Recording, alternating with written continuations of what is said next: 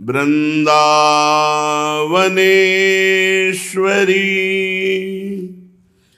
तवैव पदारविन्दं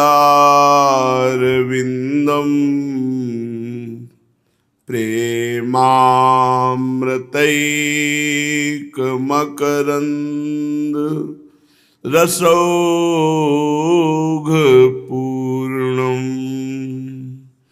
हृद्यर्पितं मधुपते स्मरतापमुग्रं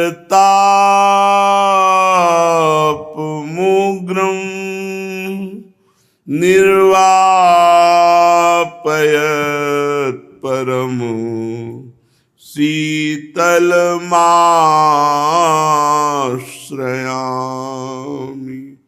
परमो शीतलमाश्रयामि।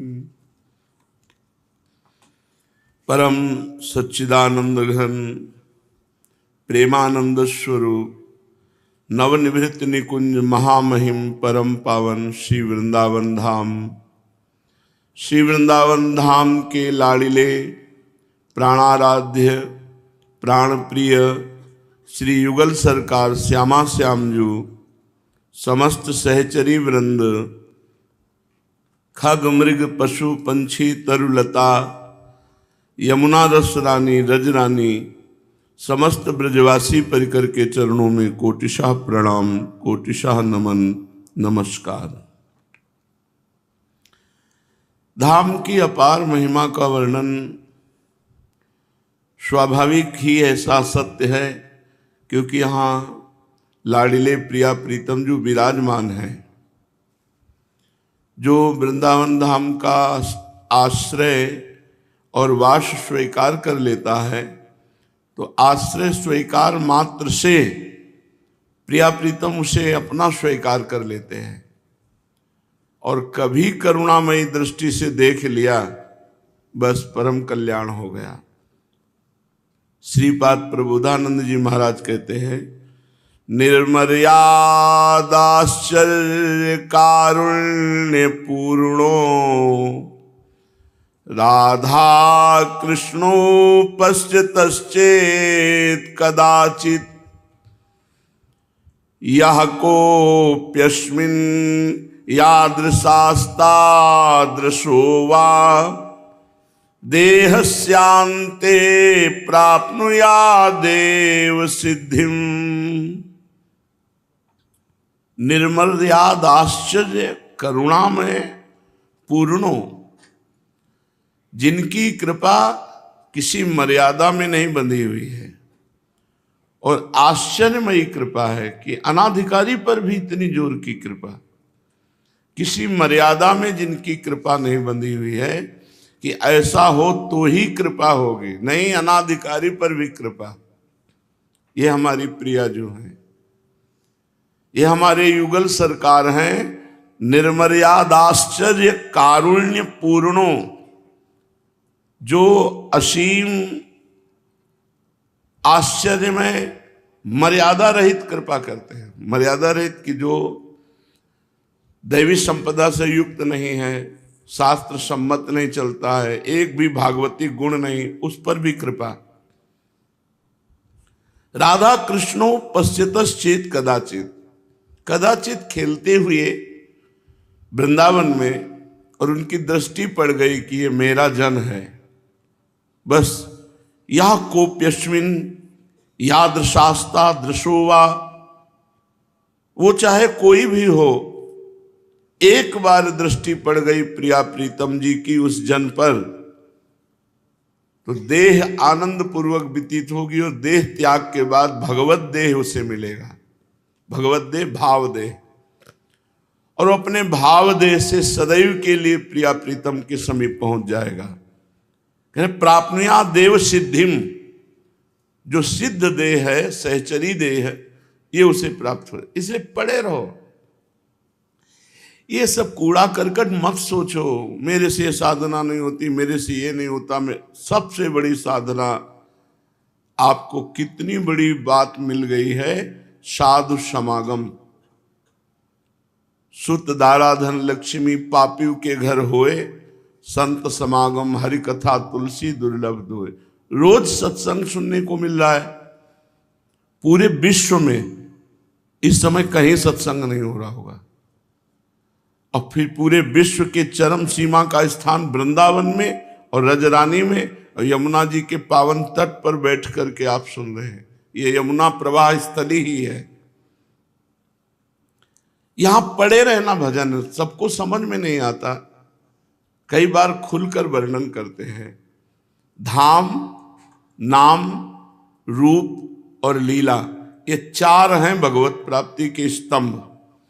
आपको प्रिया प्रीतम का रूप नहीं आता दर्शन में, कोई बात नहीं। आपको प्रिया प्रीतम की लीला का भी चिंतन नहीं होता, कोई बात नहीं। आपका निरंतर नाम भी नहीं चलता, कोई बात नहीं। लेकिन आप निरंतर धाम में तो वास कर रहे हैं ना, इस पर क्यों महत्व बुद्धि नहीं जा रहे? निरंतर धाम में वास कर रहे हो, इसके प्रभाव से क्या होगा? कह रहे हैं राधा कृष्णो पश्यतश्चेत कदाचित, कदाचित खेलंतो ब्रजनगर वीथि सुहृदयम हरंतो श्री राधा मधुपति कुमारो सुकृतिना। कभी खेलते हुए युगल सरकार जो वृंदावन वासी है, ऐसे पुण्य आत्मा का चित्त अपहरण कर लेंगे। कभी ऐसा बोले वो कोई पुण्यात्मा होगा। देखो अब हम अपने को पापात्मा नहीं कह सकते, इसलिए नहीं कह सकते हैं पापी थे, हो सकता है रहेंगे भी, पर हम नहीं कह सकते क्योंकि अब हमें श्री जी ने स्वीकार कर लिया है। बोले आपको स्वीकार कर लिया है? नहीं, हम सब स्वीकार न किए होते तो यहां बैठ ही नहीं सकते। प्रथम यथामति प्रणवों श्री वृंदावन अति रम्य श्री राधिका कृपा बिनु सबके मन नगम। बोले हम वैसे हैं नहीं श्री जी लायक, जैसा होना चाहिए। ये बात सबके हृदय में होनी चाहिए, ये होनी चाहिए, नहीं अहंकार आ जाएगा। ये सत्य है कि उनके लायक नहीं है, पर हमें उनके ये भी सत्य है। जब उनके हैं तो अपने लायक बना लेंगे। और हम नालायक को जब पसंद कर लिया तो हमें लायक बनने की जरूरत नहीं। जब नालायक स्थिति में पसंद कर लिया तो हमें लायक बनने की क्या जरूरत है? इसी में हमारी श्री जी ने हमें पसंद कर लिया। कदावा खेलंतो ब्रजनगर वीथि सुहृदयम हरंतो श्री राधा मधुपति कुमारो सुकृतिना। कभी ये खेलते हुए दोनों युगल सरकार दृष्टि डाल देंगे तो हरंतो हमारे हृदय का अपहरण हो जाएगा। और अपहरण किन में हो जाएगा? श्यामा श्याम में। रात दिन श्यामा श्याम का चिंतन। और कुछ ना बने तो पड़े रहो वृंदावन। कह रहे देहास्यांते प्राप्नुया देव सिद्धिम। शरीर छूटने के बाद तुम्हें परम सिद्ध देह मिलेगा, प्रिया प्रीतम का सहचरी स्वरूप। हमें इन बातों पर विश्वास करना है क्योंकि सिद्ध महापुरुष बोल रहे हैं। दूसरी बात यह कि अपनों परण विशाल भगत को पूरो परण निभाऊं। भगवान अपनी बात एक बार झूठी कर सकते हैं, लेकिन अपने प्रेमी भक्त की बात नहीं झूठी कर सकते।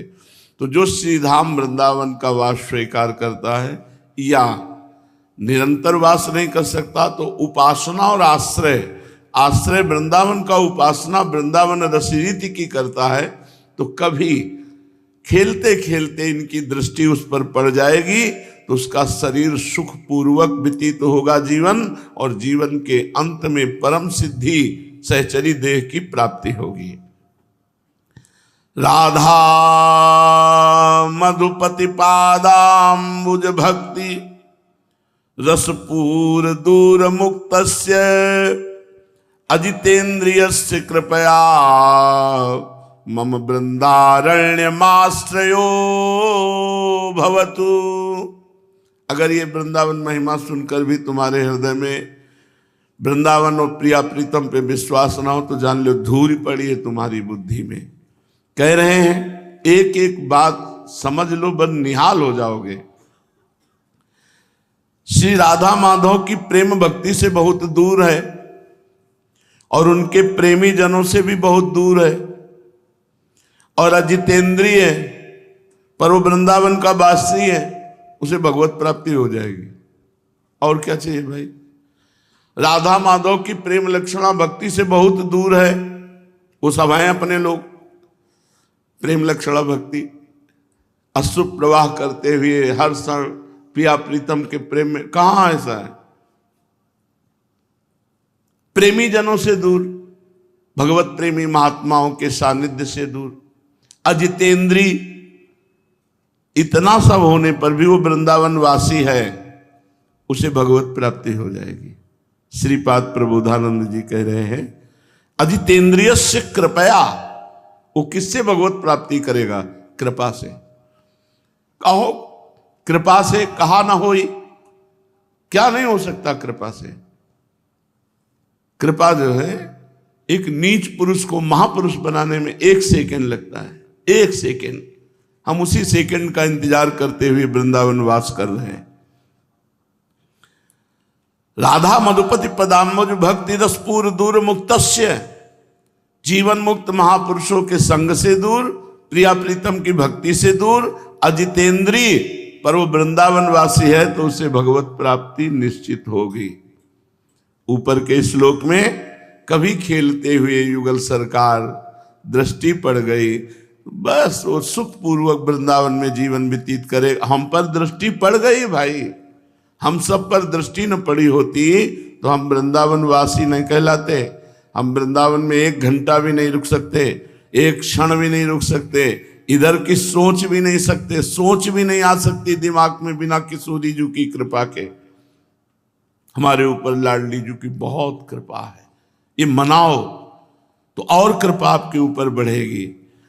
निश्चिंत हो जाओ, बेपरवाह हो जाओ, मन जो, तन जो, विचार जो, ये सब उनके हवाले कर दो, एकदम बेपरवाह हो जाओ। अजितेंद्री है, प्रेमी जनों से दूर है, प्रिया प्रीतम से बिल्कुल प्रेम नहीं है, पर वृंदावन वासी है तो उसे भगवत प्राप्ति हो जाएगी। ये दृढ़ता पूर्वक स्वीकार कर लो। राधा माधव पाद पंकज रजा, प्रेमोन्मादे तप्रिय, क्रीड़ा काननवासी सुस्थिरचर, प्राणिस्वापि द्रोहिषु, प्रद्वेषं परमापराध महो, त्यक्तो वेतरैरप्यधै, युक्तोऽप्यामरणान्त लब्धवसतिर्वृन्दावने स्यात्कृति।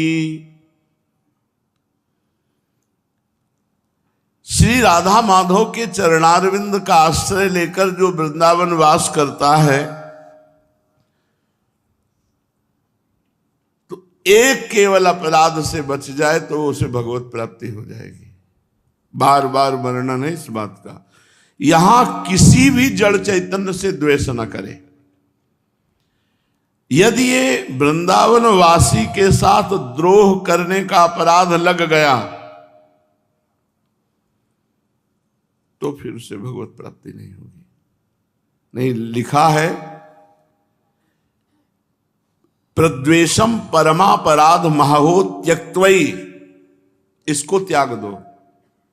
यदि अपना काम बनाना चाहते हो तो यहां वृंदावन में किसी के प्रति दोष दर्शन मत करो, किसी के दोष वर्णन मत करो, किसी की निंदा सुनो मत। काहे को अपना जीवन बर्बाद करोगे? इसके आगे और कह रहे हैं, बड़ी जोर की बात कह रहे रही रप्यधई, और पाप बन जाए तो सब वृंदावन माफ कर देगा।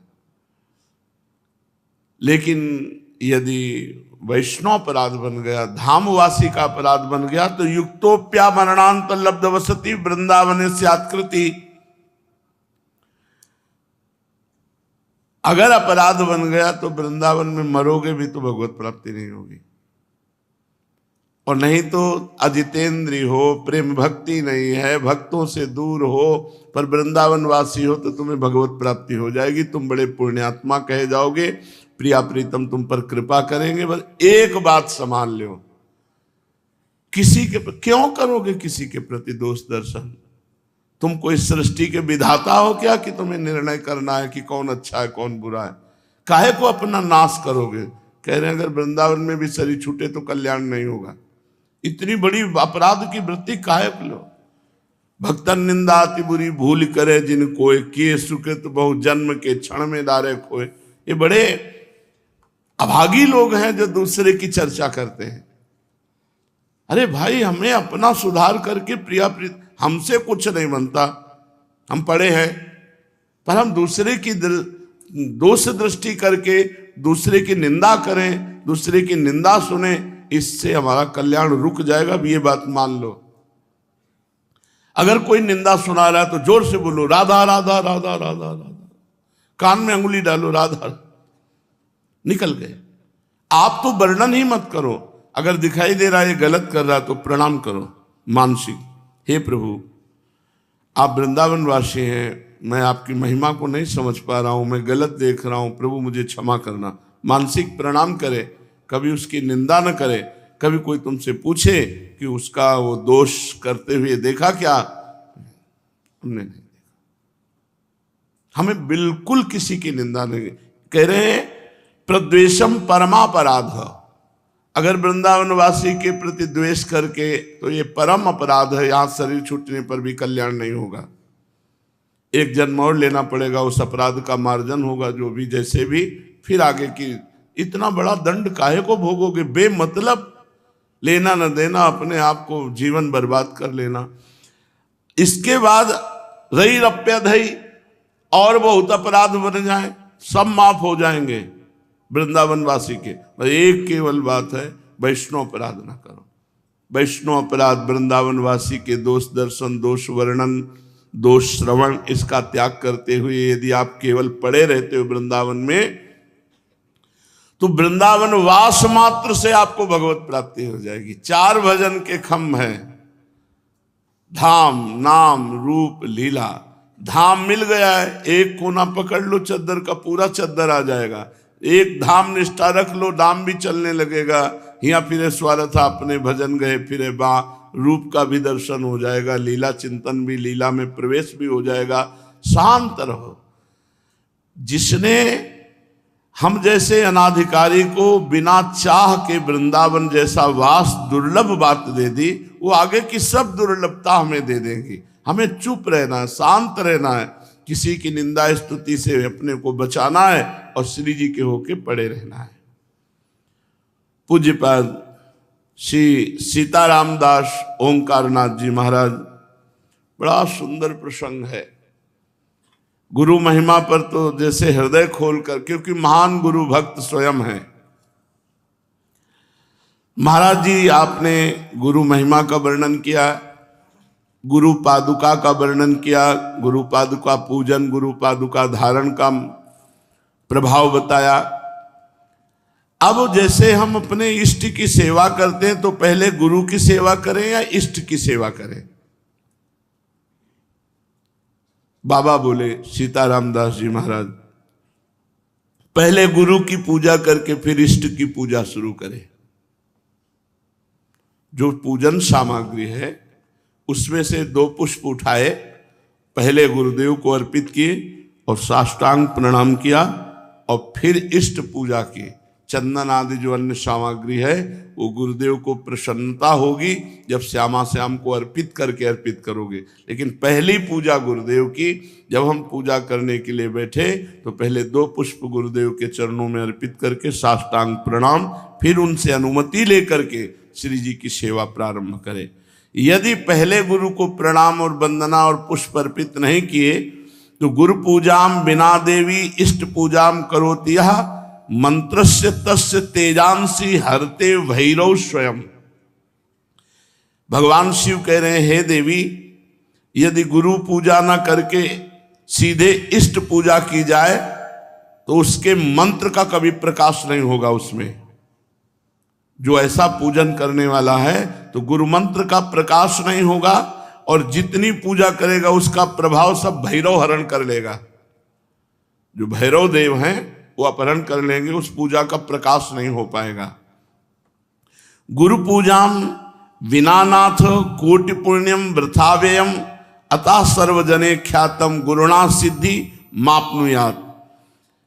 गुरु पूजा के बिना करोड़ों प्रकार के पुण्य सब व्यर्थ हो जाते हैं। जो सिद्धि का कारण जानते हैं वो सबसे पहले गुरुदेव की पूजा करते हैं। जैसे आप तीर्थ अवगाहन करने गए तो सबसे पहले गुरु को प्रणाम करो, फिर उस तीर्थ को प्रणाम करके तीर्थ अवगाहन करो। पहले गुरु, हर समय हर क्रिया में, घर से निकलने पहले गुरुदेव को प्रणाम किया। यदि गुरु पूजा ना की जाए तो करोड़ों प्रकार के पुण्य सब व्यर्थ हो जाते हैं। प्रथम गुरु पूजा, गुरु प्रथम पूजा करने पर उसे सिद्धि लाभ होती है। यदा ददाति संतुष्टः प्रसन्नो वरदौ मनुम तदा भक्त्या धनः प्राण गुरुर यत्नेन तोषेत। जब वरदायक गुरुदेव की प्रसन्नता प्राप्त होती है, देखो जगह जगह पर भगवान श्री राम को देखा गया, मर्यादा पुरुषोत्तम है। गुरु ही प्रणाम मन ही मन कीन्हा।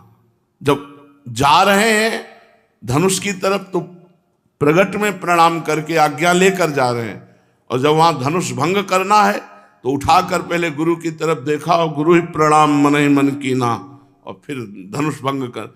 एक एक कदम पर भगवान श्री राम गुरु की आज्ञा के अनुसार चलते हैं। हमारी हर चेष्टा गुरु को सम्मुख करके होनी चाहिए। जो अपने गुरुदेव को प्रसन्न कर लेता है, संतुष्ट कर लेता है, उसके गुरुदेव सर्व सिद्धि कारण प्राण बन जाते हैं। गुरुदेव प्राण हो गए, अब कौन सी सिद्धि बकाया रह गई। भोग्य भोज्यानि वस्तूनि गुरुवे चा समर्पयेत तच्छेषमिति संचित्य चानुभूयात सुरेश्वरी। हे देवी, सभी भोग, सभी भोज्य वस्तुएं जो गुरुदेव को अर्पण करता है और फिर गुरुदेव की जूठन पाता है, अगर गुरुदेव समीप नहीं है तो उनकी छवि विराजमान करके भाव से गुरुदेव को भोग लगावे और फिर उनका उच्छिष्ट प्रगट मान करके पावे कि मेरे गुरुदेव ने पाया है। इस उच्छिष्ट पान मात्र से समस्त सात्विक वृत्तियां उदय हो जाती हैं। गंधैर्मालैश्च चारवंगी पूजयेत सर्वदा गुरुम। हे सुंदरांगी देवी, जो गंध से, माला से, अन्य वस्तुओं से गुरुदेव की पूजा करता है, अगर गुरुदेव प्रगट में नहीं मिलते हैं तो उनकी छवि विराजमान करके ठीक वैसे ही भाव से करो जैसे प्रगट में गुरुदेव की पूजा कर रहे हो। हे देवी, जो व्यक्ति अपने गुरुदेव की निष्कपट भाव से सेवा भक्ति करता है और उनका जूठन पाता है, महाप्रसाद, तो जितने तीर्थ आदि हैं, जितने व्रत आदि हैं, उसको कुछ करने की आवश्यकता नहीं। सब तीर्थों का फल, सब व्रतों का फल गुरु को पूजन करके, उनको भोग लगा के, उनका उच्छिष्ट पाने से प्राप्त हो जाता है। हे देवी, श्रुति कहती है कि भोग मोक्षार्थियों के लिए, ब्रह्मा विष्णु महेश्वर के पदाकांक्षियों के लिए केवल गुरुदेव की भक्ति ही एकमात्र उपाय है, अन्य कोई मार्ग नहीं। गुरु भक्ति के द्वारा असाध्य साधना भी साधित हो जाती है। जो असाध्य साधना है वो भी साधित हो जाती है। जैसे बहुत बड़ा पहाड़ जैसा रुई का ढेर लगा हो तो एक दिया सलाई लगाते ही भस्म हो जाती है, ऐसे ही गुरु सेवक के महान पर्वत जैसे पाप भी क्षण में भस्म हो जाते हैं। जो शिष्य महात्मा गुरुदेव का सेवा, शुश्रूषा, आज्ञा उनके परायण रहता है तो उसे अन्य कोई साधना नहीं करनी पड़ती। वो केवल गुरु सेवा कृपा कारिणी बन जाती है और वो समस्त सिद्धियों का लाभ प्राप्त कर लेता है। उसके पाप क्षय हो जाते हैं, पुण्य राशि वर्धित होती है, सब काम उसके अलौकिक ढंग से होने लगते हैं। सब काम अलौकिक ढंग से होने लगते हैं, गुरु कृपा ही केवलम। हे देवेश, दुख मलिन पतित तभी तक रहता है जीव जब तक वो गुरुदेव की भक्ति नहीं करता है। यदि गुरुदेव संतुष्ट ना हो तो कितनी भी बड़ी साधना कर लो, ना तो ब्रह्मा सहयोग करेंगे, ना विष्णु सहयोग करेंगे, ना महेश्वर। तभी सेवक जी ने कहा, गुरु सेवा तज करहि जे बान, यह है अधर्म यह है सब हानि, कान न रसिकन में रहे, गुरु गोविंद न भेद कराए, संतत सकल सुनो चित लाए, श्री हरिवंश प्रताप जस। गुरुदेव जिस पर संतुष्ट हो जाते हैं तो तीनों देव उस पर संतुष्ट हो जाते हैं, ब्रह्मा विष्णु महादेव, और संपूर्ण मुनि योगी सब संतुष्ट होकर उस पर अनुग्रह करते हैं जिस पर गुरुदेव प्रसन्न होते हैं। समस्त क्रियाओं की सिद्धि का मूल है गुरु प्रसन्नता। अतएव बुद्धिमान पुरुष को चाहिए कि सर्वप्रथम अपने गुरुदेव को प्रसन्न कर ले। बाबा एक एक सेवा का आप जब वर्णन करते हैं तो सुन करके एक अपार आनंद हमारे हृदय में हो रहा है, एक नवीन उत्साह प्रकट हो रहा है।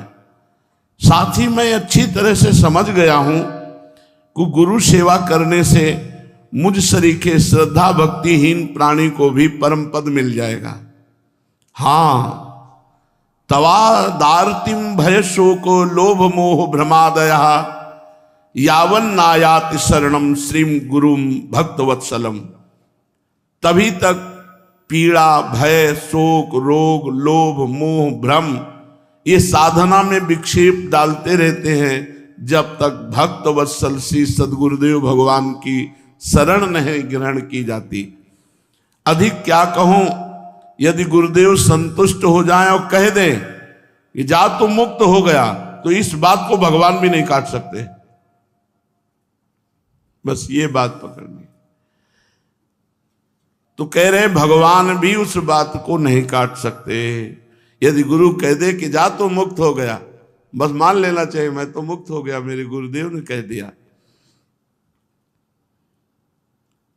जैसे कभी कभी आनंद में उमगन में होते हैं और कह देते तू चिंता मत करना, जब हमने भार ले लिया तो तुम्हें क्या चिंता करना, बस निश्चिंत हो जाना चाहिए। कि जब गुरुदेव ने कह दिया कि हमने भार ले लिया तो जब उन्होंने ले लिया, पर जीव देहाभिमानी है, वो इसे विनोद समझ लेता है, इसे व्यर्थ बात को समझ लेता है कि भला ऐसे इनके कह देने से मुक्त हो जाएंगे क्या। एक बार गुरु महिमा प्रदर्शित करने के लिए देवर्षि नारद जी बैकुंठ में गए।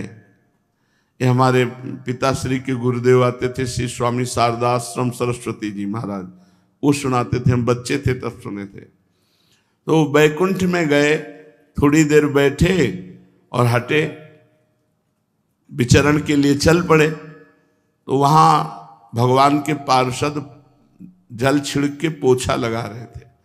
किसी कारण से फिर देवर्षि नारद वापस लौट आए, तो उन्होंने देखा जहां हम बैठे थे वहां जल छिड़क के पोछा लगाया जा रहा। तो भगवान से कहा, प्रभु आपका नाम लेते हैं, आपकी शरण में है, तो क्या हम अपवित्र हैं? भगवान ने कहा पार्षदों से पूछो।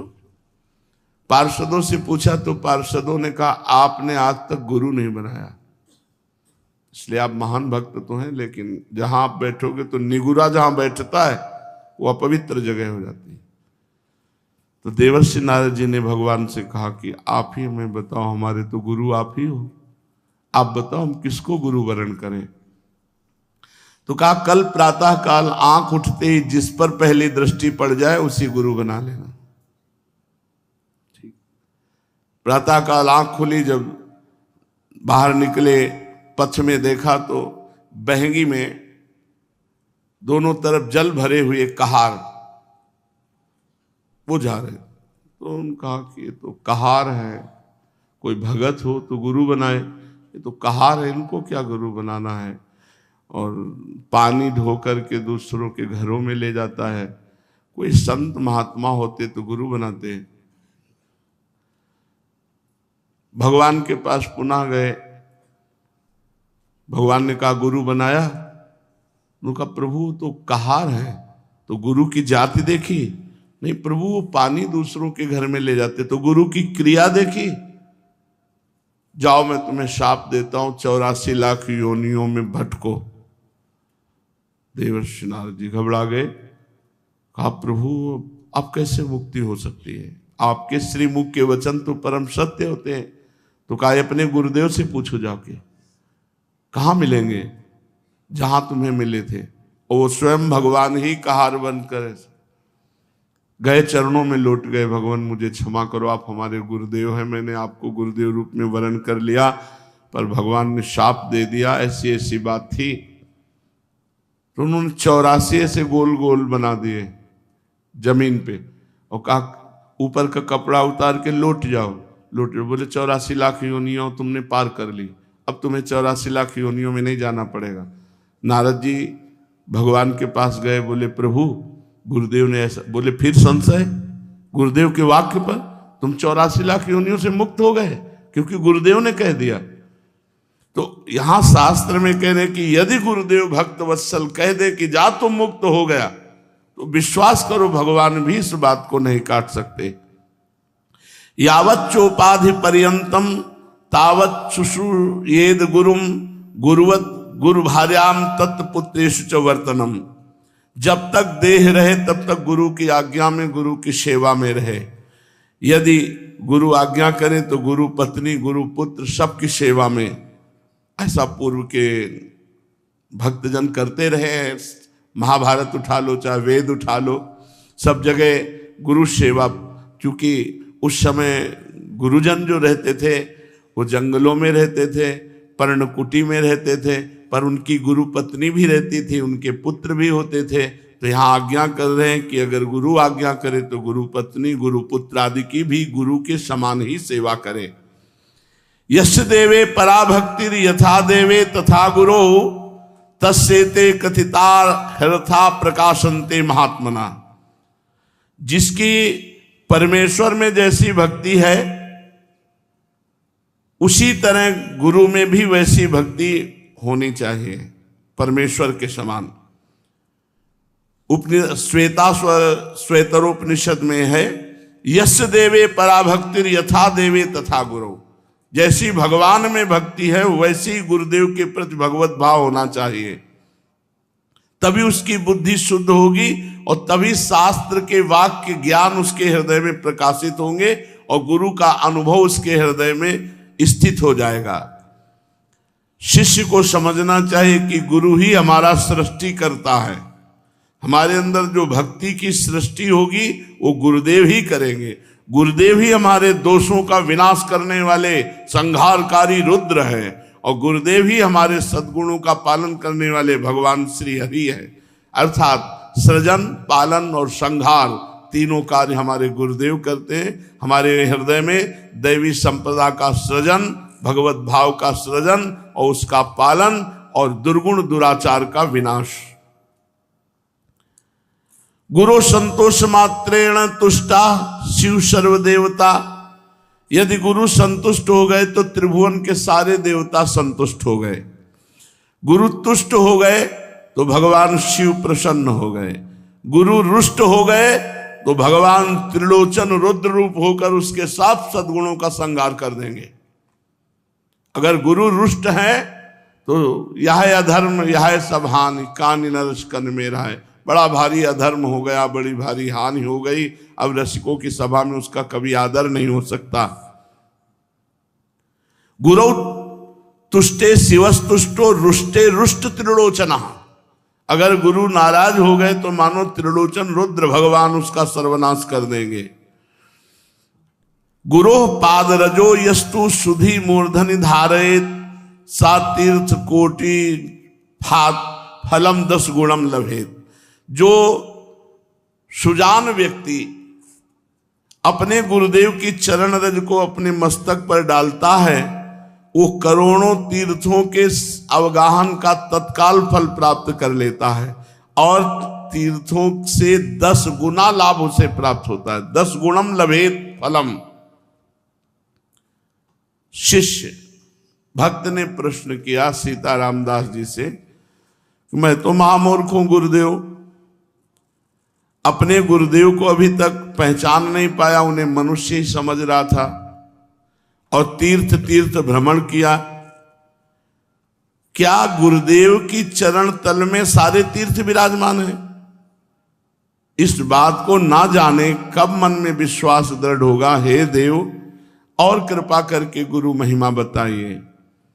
सीताराम दास जी महाराज बोले, गुरोः पादोदकम यस्तु नित्यम पिबति भक्तितः सार्ध त्रिकोटि तीर्थानाम फलम सा लभते ध्रुवम। जो मनुष्य भक्ति पूर्वक नित्य गुरु का चरणामृत पान करता है वो 3.5 करोड़ तीर्थों का सेवन का फल प्राप्त करता है। धन्य है महाराज, गुरु चरणामृत में इतनी शक्ति। अरे सुनो, त्रिसंध्यम पिबेत यस्तु गुरु पादोदकम सुधी तस्य नास्ति पुनर्जन्म संसारे दुख वर्तमनि। कोई साधन ना हो, केवल 3 बार चरणामृत पीता हो, सुबह दोपहर शाम, बोले वो निश्चित भगवत प्राप्ति कर लेगा। केवल गुरु चरणामृत से, विश्वास करो, गुरु चरणामृत 3 बार पीने को मिल रहा है, इतने मात्र में भगवत प्राप्ति हो जाएगी। जो बुद्धिमान शिष्य तीनों संध्या काल में गुरुदेव का चरणामृत पान करता है वो इस मोहपथ रूपी दुख भय संसार में उसका पुनर्जन्म नहीं होता।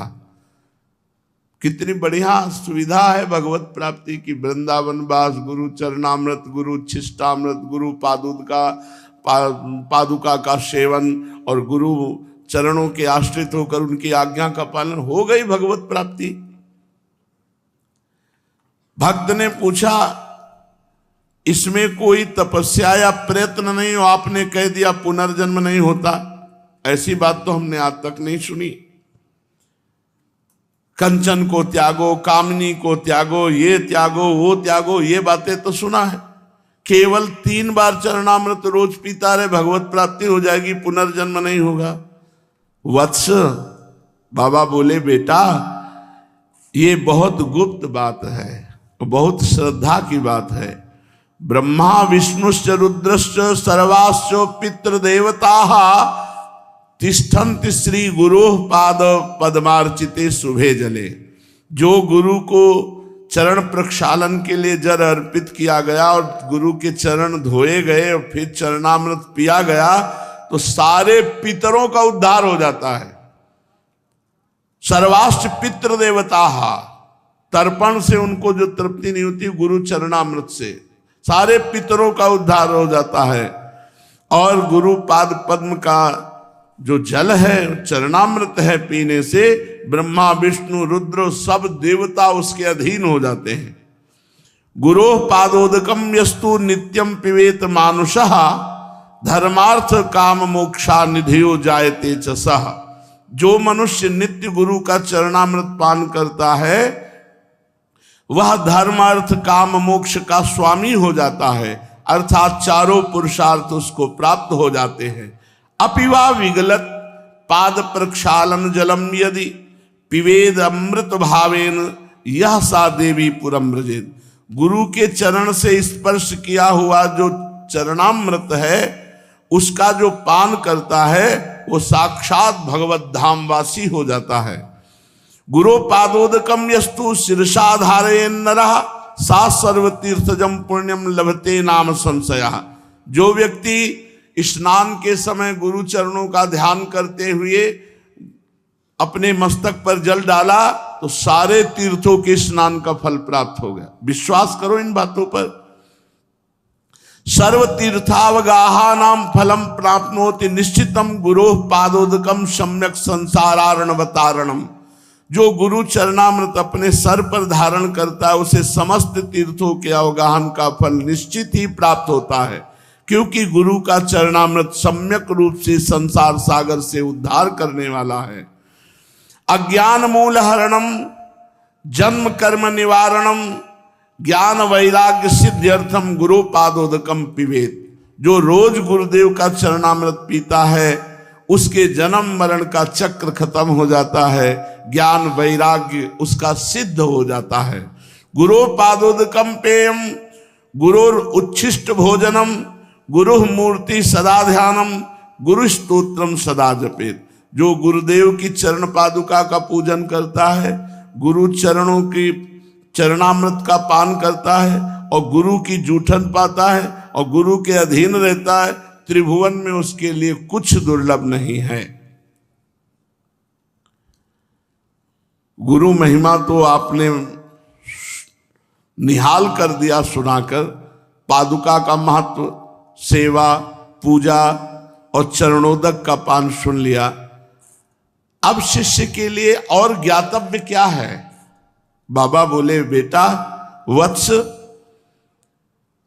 गुरोरन्नम महादेवी यस्तु भक्षणम आचरेत कोटि जन्मार्जितम पापो तत्क्षणादेव नश्यति। ना स्नानम पाद शोचव्य न चवाचमनम चरेत प्राप्ति मात्रेण भोक्तव्यम नेवस्थानम विचारेत। महादेवी, जब मनुष्य को भगवान की कृपा का विशेष प्रभाव होता है तब गुरु की जूठन मिलती है। ऐसे नहीं मिल जाता कि बहुत तड़पना पड़ता है, बहुत व्याकुलता अंदर भगवान जब देखते हैं तब व्यवस्था बना देते हैं गुरु उच्छिष्ट की। गुरु चरणरज, गुरु चरणामृत, गुरु पादुका, गुरु उच्छिष्टामृत, ये सब गुरुदेव की कृपा से प्राप्त है। जो गुरुदेव को भोग लगता है उस अन्न का जो कण है वो जब मुख में जाता है तो तत्काल सारे पाप नष्ट हो जाते हैं। स्नान, पाद प्रक्षालन, आचमन, गुरुदेव का जो भी है, आचमन किया हुआ जूठा जल है, स्नान किया हुआ सर्वांग जल है। कितनी महिमा पूर्व के संत जानते हैं इन बातों को। और जब प्रसाद मिले तो प्राप्ति मात्रेण भोक्तव्यम नैव स्थानम विचारे। मैं नहाए नहीं हूं, मैं कुल्ला नहीं किए हूं, ये कुछ नहीं। जिस समय उच्छिष्ट मिले तुरंत उसी अवस्था में उसको मुख में धारण करो। प्राप्ति मात्रेण भोक्तव्यम नैव स्थानम विचारे। विचार करने की गुंजाइश की, अच्छा रख दो फिर पा लेंगे, पहले थोड़ा ही किनका चाहे पाओ, तुरंत पाओ जब गुरु उच्छिष्ट मिले, भगवत उच्छिष्ट मिले। ना ब्राह्मण्यम ना कौलिन्यम ना जाति नाम विचारणम ना ज्ञाति सुत बंधु नाम सत्यानाम तत्र चिंतयन। एक स्थानम स्थितम अन्नम तत्तीर्थश्च मंडलीकृतम भोक्तव्यम मोक्षदम शूद्र स्पृष्टम न चिंतयेत।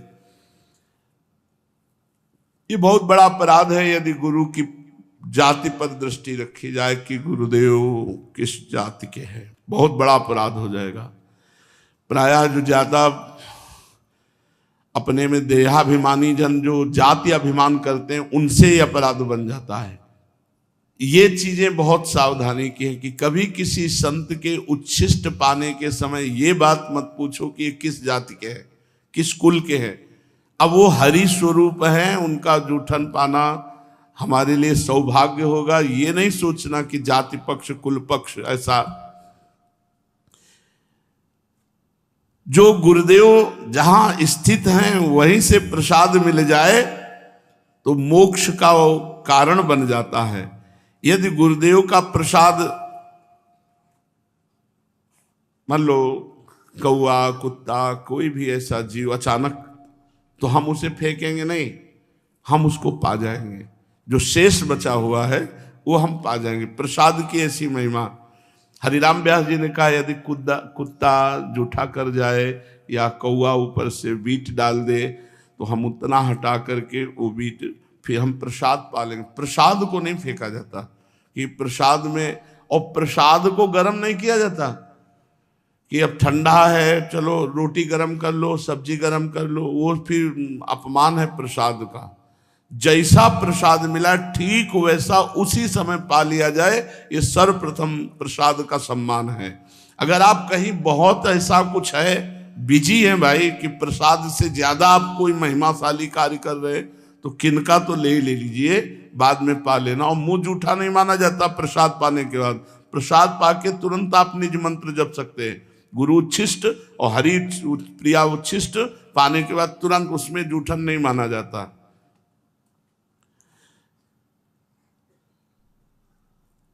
क्या गुरुदेव का जूठन अगर कोई अशुद्ध पुरुष छू ले? तो उन्होंने कहा कि उच्च अधिकारी का यही स्वरूप है कि स्पर्श का विचार ना करते हुए तत्काल प्रसाद को पा लिया जाए।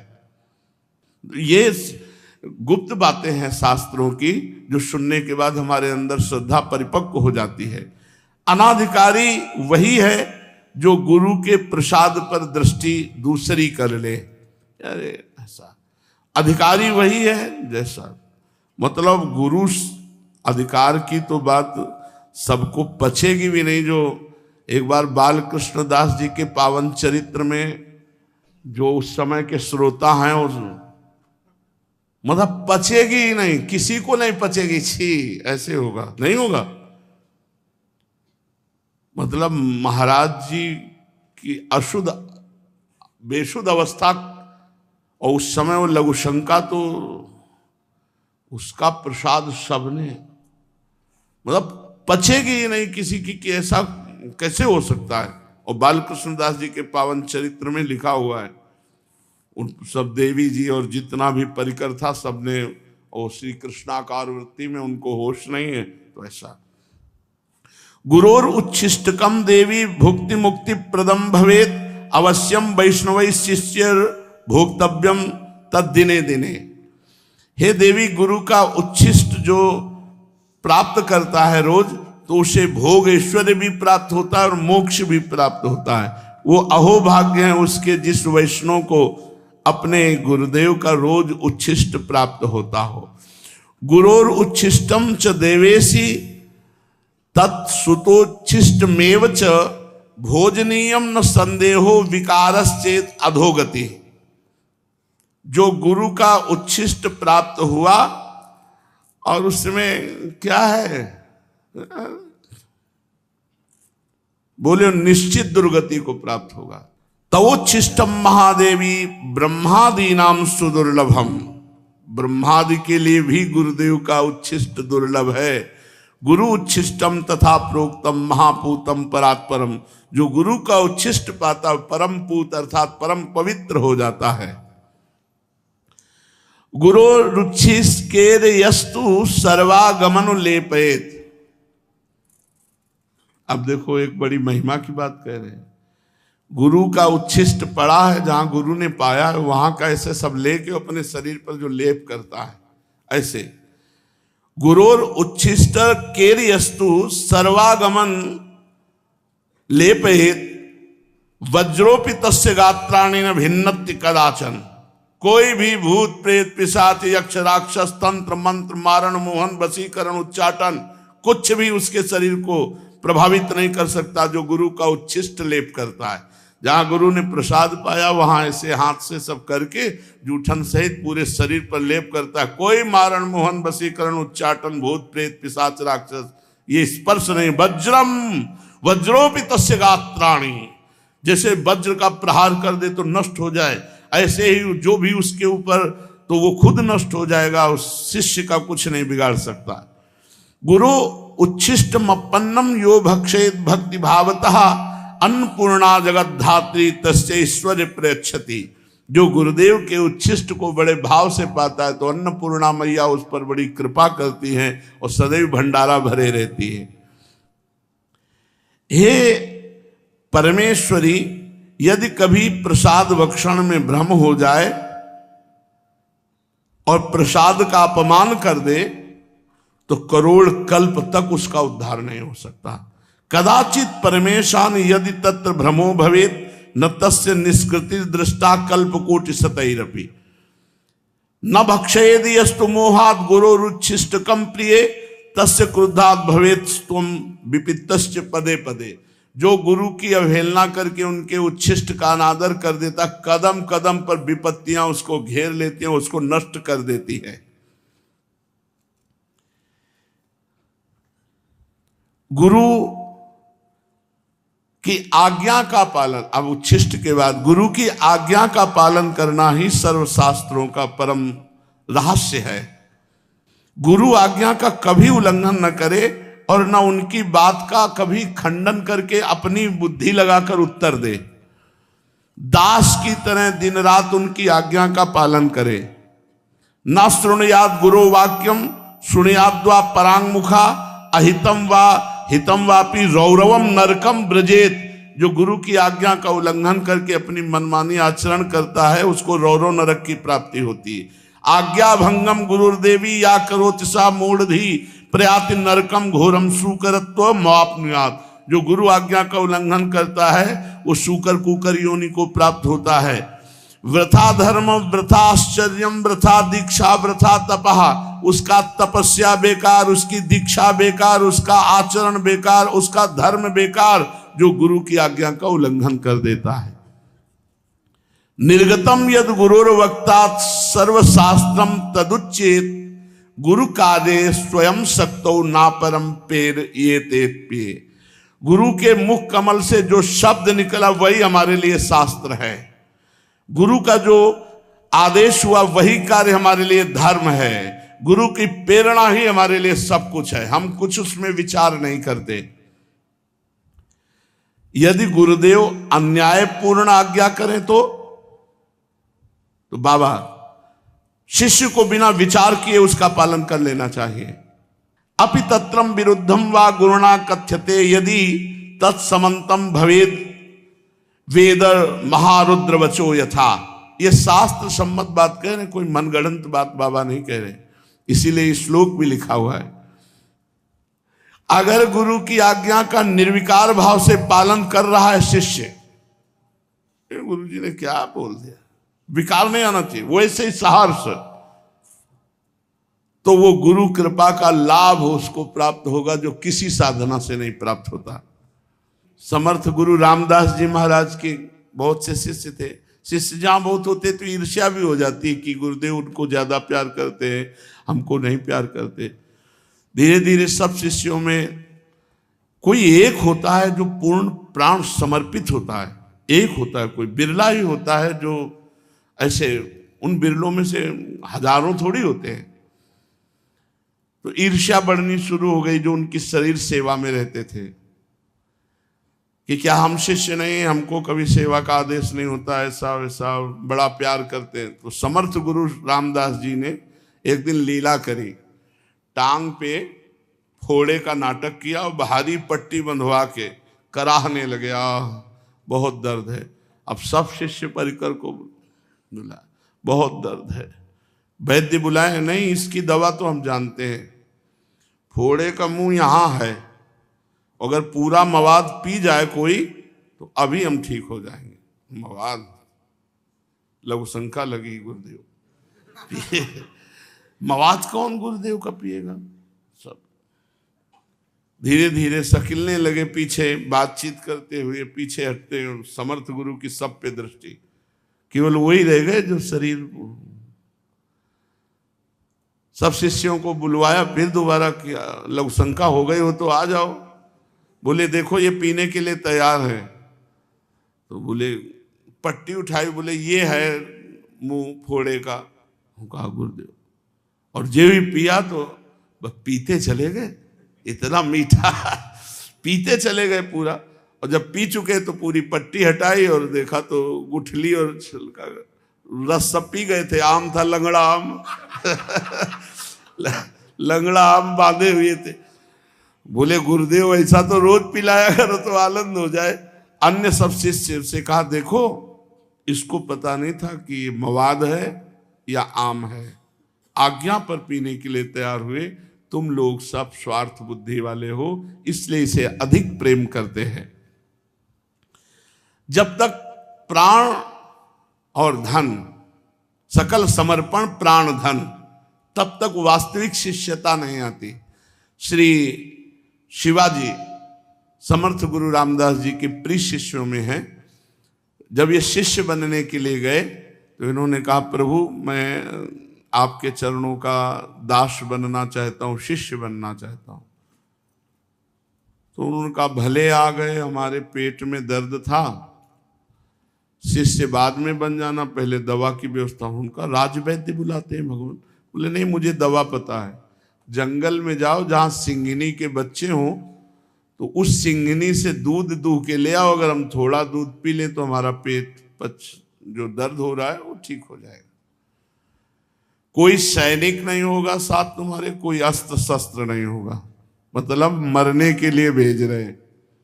और बोले सोने का पात्र ले जाना, सिंघनी का दूध और पात्रों में टिकता नहीं, छेद करके बाहर कर देगा। सोने का पात्र लिया, अकेले गए जंगल में, जहां सिंह शावक खेल रहे थे तो सिंघनी को देखा, हाथ जोड़ा और कहा, मुझे गुरुदेव की औषधि के लिए आपका दूध चाहिए।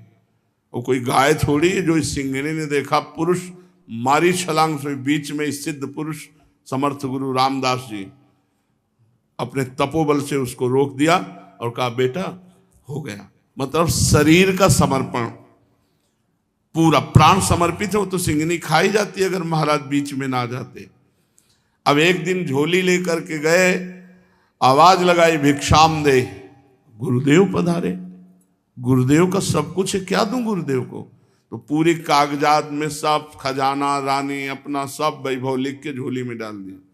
उन्होंने बोला, हाँ ठीक है, अब राज्य मेरा, तुम दास बन करके शासन करो और दीक्षा अब हम दे देंगे। सकल समर्पण प्राण धन, तभी सेवा गुरु की बनती है जब अपना केवल गुरु धन बच जाए। मेरे धन है गुरुदेव, ये बहुत मुश्किल बात है गुरु के प्रति ऐसा भाव आना। ऐसे गुरु भक्त शिष्य बहुत दुर्लभ है और ऐसे ही शिष्यों को परम सिद्धि प्राप्त होती है। सिद्ध श्री रामदास काठिया बाबा जी इतना मोटा काठ डलवा दिया था, केवल रात्रि में ऐसे लंगोटी पर रखते थे अपने शिष्य को और आग जला दी। और वो आग बुझनी नहीं चाहिए, अगर बुझ गई तो मतलब सो गए मतलब मंत्र अनुष्ठान में चूक हो गई। तो जो भी आग बुझ गई एक दिन, तो मांगने गए, गुरुदेव थोड़ी आग दे दो। उनका इसका मतलब तुम सो गए। इतना मोटा काठ और चैला से पिटाई की, चुपचाप सा। गुरुदेव को नहीं छोड़ा जा सकता, चाहे काट डालो, आप हमारे जीवन धन हो, आप हमारे प्राण हो, तब जाकर भगवान की विशुद्ध भक्ति बनती है। बहुत सुंदर चर्चा है, शेष चर्चा आगे। श्री राधा वल्लभ लाल की जय।